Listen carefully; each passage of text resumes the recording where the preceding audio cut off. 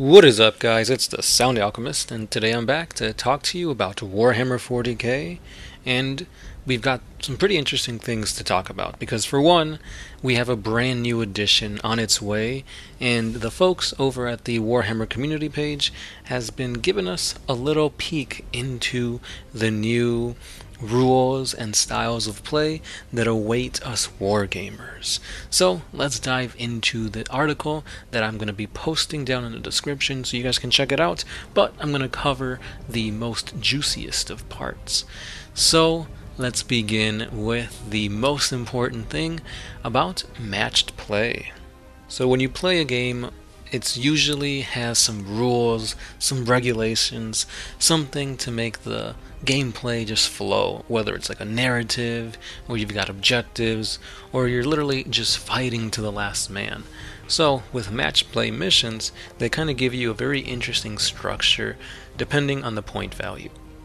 So if you decide to go with a 500 point limit, this will be considered a combat patrol, and each faction will be awarded 3 command points.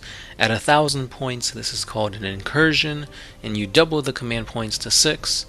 2,000 points, command points yet again are doubled to 12, and this is called a strike force battle. Once you get to like the near apocalyptic battles, this is called an onslaught, where there's 3,000 points against 3,000 points, and everybody has 18 command points. This is really cool and interesting because no longer are you limited by your command points. You strictly just get a set amount. It's not like, oh, am I battle forged? Do I have a super heavy detachment that may take away a command point? If I'm using Gilliman, he's going to be able to give me an additional command point every turn as long as I roll like a 5 or a 6. Now it's just straight up here. 3 command points for you, 3 command points for you. Use them strategically. I'm pretty sure depending on the characters and stuff like that, they're also going to give you bonuses to like command points and such. But this kind of evens the playing field. So let's say you do want to play an unbound army, you don't have to worry about command points anymore because you know, hey, we're playing Unbound, we're playing at 2,000 points, we each have 12. To further balance the scales, so to speak, they've added secondary objectives.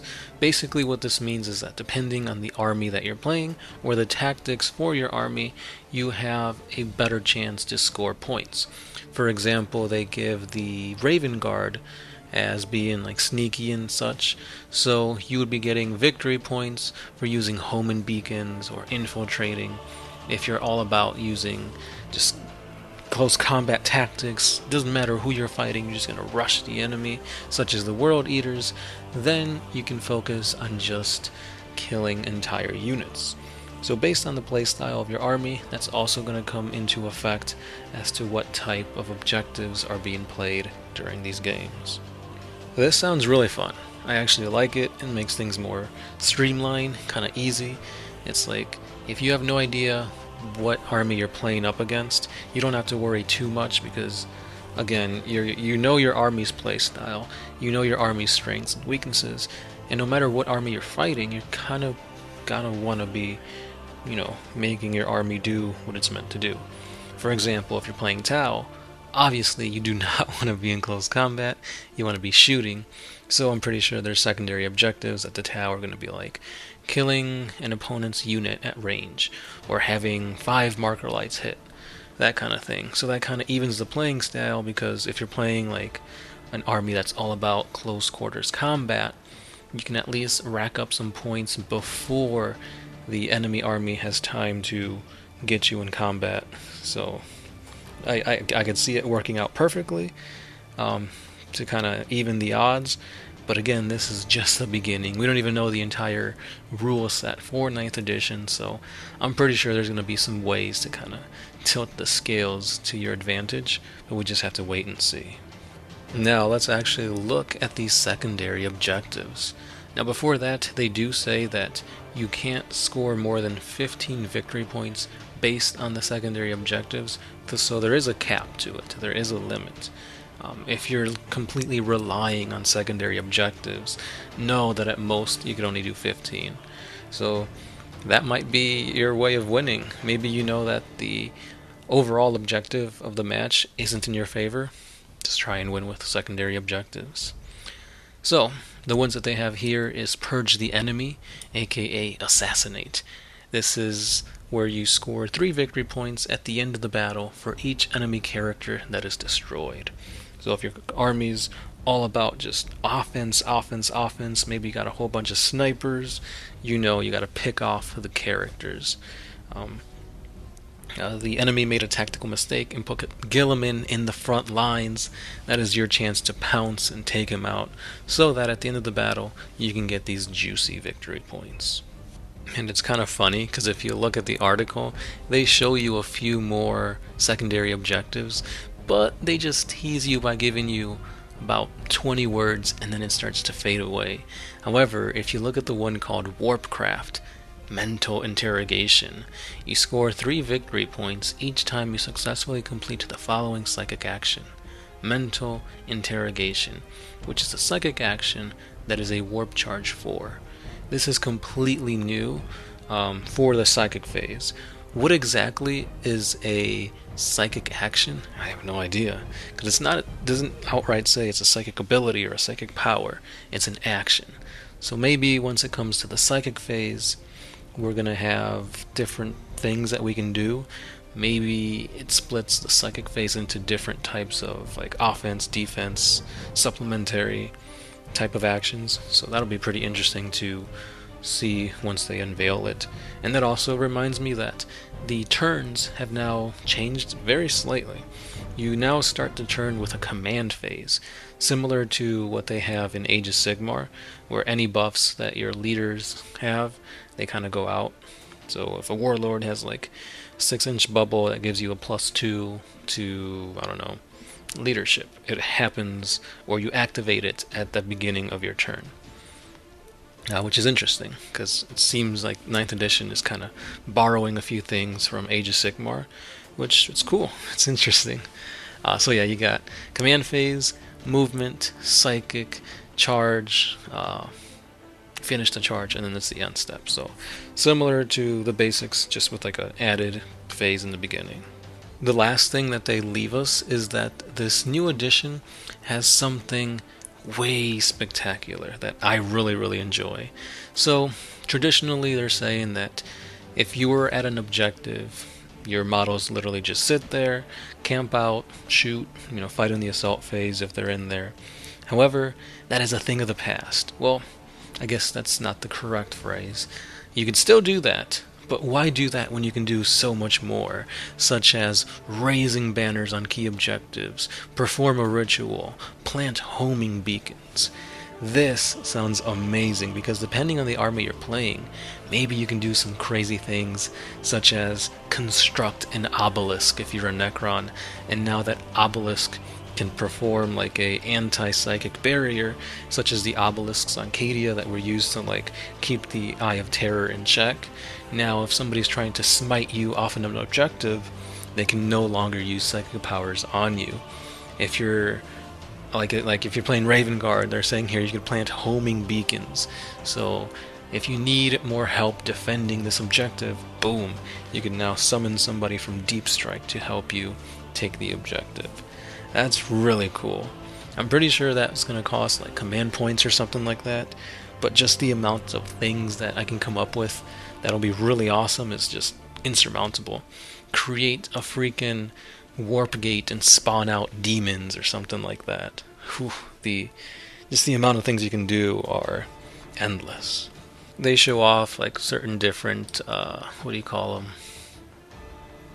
Eternal War matches, such as one called the Four Pillars, and then underneath that they tell you that they've reconfigured the point values for certain troops and models. I'm pretty sure this is going to happen, codex wide, so everything's going to change slightly to make it more balanced in this new edition. They show us here that Chaos Cultists, any model, any number of models between 10 to 30 is just going to be an outright 6 points per model, which doesn't seem that bad. They're cultists, but then when you look at like the intercessor squads, you could have 5 to 10, but each one of them is 20 points per model. So you can kind of gauge the strength there. whereas obviously you're going to need at least like 4 Chaos Cultists to kind of even it out with a single Intercessor. Now multiply that to the minimum of the numbers in these squads, and you can kind of see how many points that kind of aggregates to. Now, the final thing that they talk about is that the app is coming. The app will go live when the pre-orders for this new edition happen.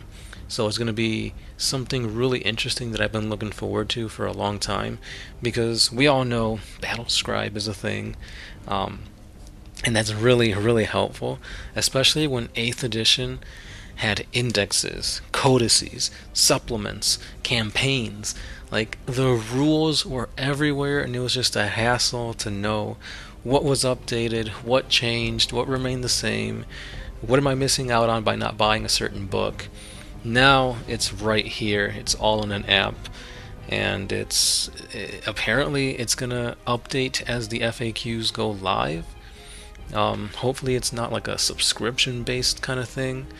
I assume you'd have to purchase the codex through the app, maybe not, but we'll have to wait and see. But I am looking forward to the app to see what exactly it brings us in terms of like features and innovations and stuff like that.